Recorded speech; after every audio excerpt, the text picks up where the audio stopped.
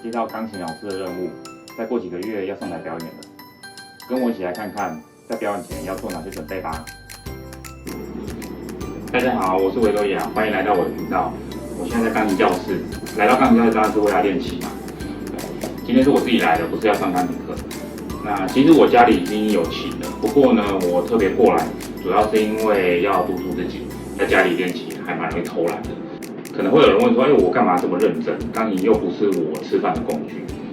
上个礼拜啊，我的钢琴老师有说，接下来几个月后会有一个发表会，他已经把我排进表演名单里面了。其实要上台表演是很辛苦的一件事情。大家看到那些演奏家在台上看起来很从容的表演啊，可能1-2个小时的表演时间，其实他们可能都是花了好几个月，甚至花1年的时间去练习的。那每天呢，可能都是好几个小时坐在钢琴前面，这些都是家常便饭啦。那当然我不是专业的表演家，所以我不需要这么辛苦。不过呢，也是要花非常多的心力。这一集就让我来带大家看一下练习的过程。那首先看到整个钢琴教室的配置，大部分钢琴教室配置其实都是差不多的，除了一台琴之外呢，还会有2个位置，一个是给学生坐的，旁边一个是给老师坐的。那有时候可能会有第3个位置啦，因为有时候是一些小朋友要练习嘛，那小朋友练习的话就会有家长陪同，有时候会有这个状况。那我以前刚练习钢琴的时候呢，前2年也是有家长陪同在旁边。这些墙壁基本上都是隔音的，隔音都非常的好。钢琴上面以前呢会放一些除湿剂或者是节拍器，不过现在因为数位化了，我现在在钢琴上面其实已经很少看到有节拍器了，现在都是 APP 啦。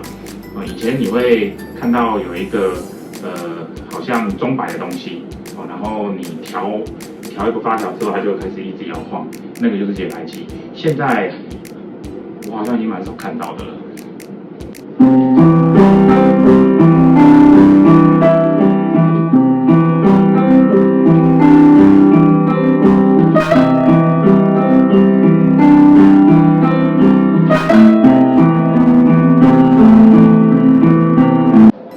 一首曲子通常都会有好几个段落啊，那一定会有比较熟跟比较不熟的段落。我的习惯是，通常我会整个都弹过一遍，然后会针对比较难或者是比较不熟的部分，会做特别的加强。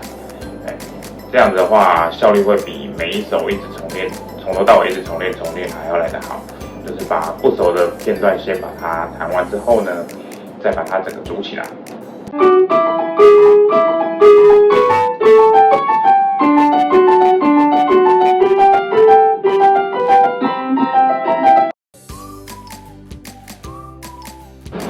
今天的钢琴练习结束了。